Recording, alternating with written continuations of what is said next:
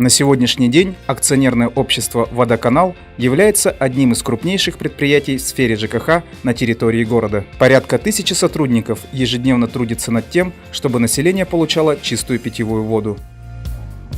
Умный город побывал в водоканале и узнал, кто и как обеспечивает якутян основой жизни. Помимо водоснабжения и водоотведения, в обязанности предприятия входит ежедневная проверка сточных и питьевых вод. Безопасность питьевой воды контролируется органолептическими и эпителомагическими показателями. Без выходных лаборанты и инженеры-химики следят за тем, чтобы она полностью соответствовала требованиям Санпин.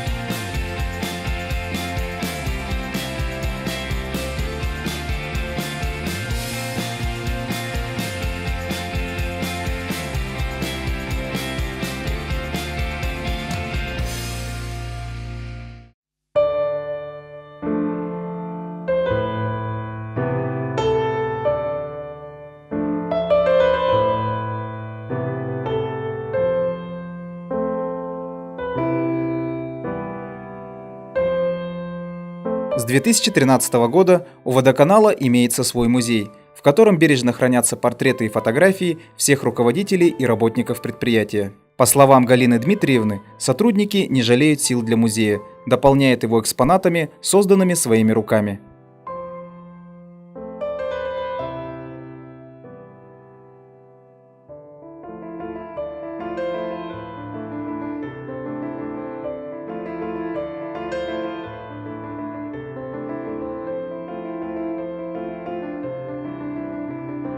Достоянием является уголок ветеранов, прошедших Великую Отечественную войну.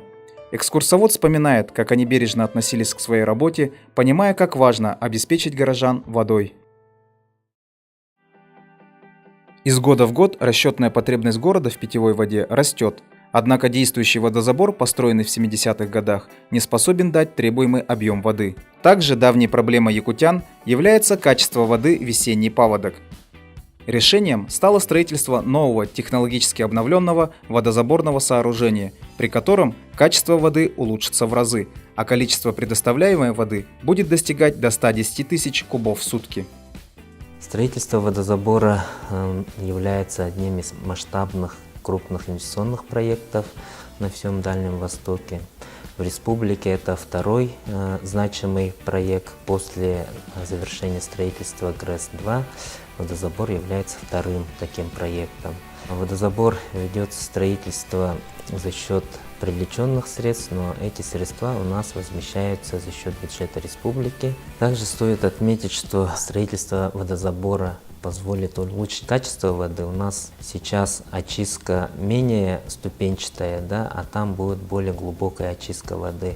Соответственно, жители города сразу могут ощутить качество воды после завершения строительства водозабора. По вводу водозабора не планируется сильное увеличение платы населения за поставляемую воду. Население у нас будет платить в тех объемах, которые сейчас он платит, просто только у нас ежегодно проходит индексация этой платы в пределах индексов, установленных постановлением правительства Российской Федерации.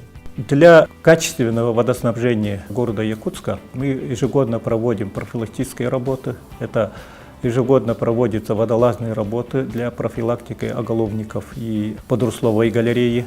В этом году также эти работы в полном объеме проведены.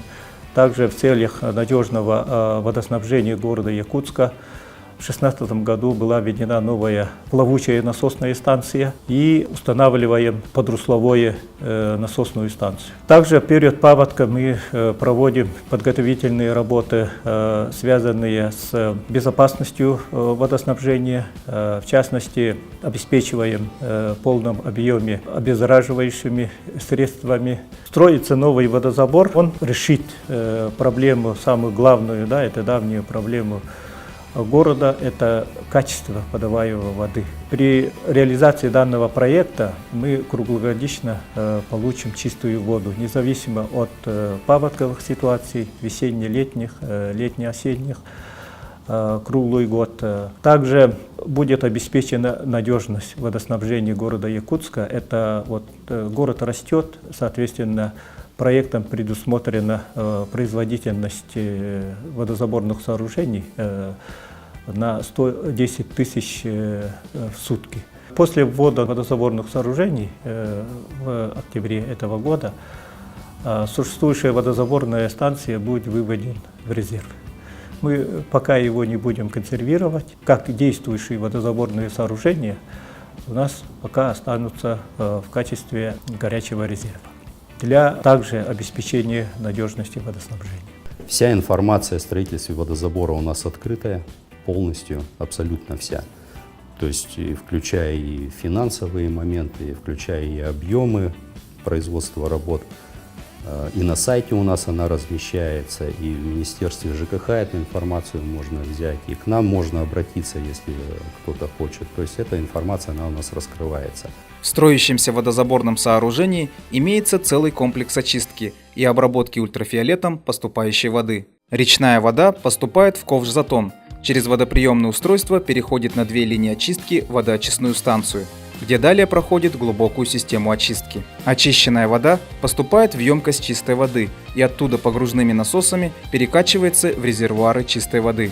Перед поступлением в резервуары вода полностью дезинфицируется. Технологический процесс в станции водоочистки начинается с осветлителей.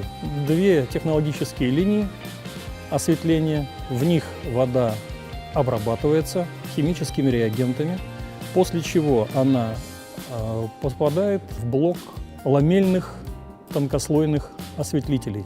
Там вода проходит процедуру очищения и подается на скорый фильтр с многослойной загрузкой. Отфильтрованная вода подается в резервуары чистой воды, откуда группой насосов подается уже на станцию второго подъема технологического комплекса «Водоканал». В составе комплекса 2 независимые линии, которые могут друг друга дублировать. Каждая линия предназначена для обработки 100% количества воды. В случае выхода одной из линий в ремонт, из строя, в случае какого-то технологического сбоя, ее функции полностью передаются на вторую технологическую линию. Уже 14 октября этого года современное водозаборное очистное сооружение будет введено в эксплуатацию.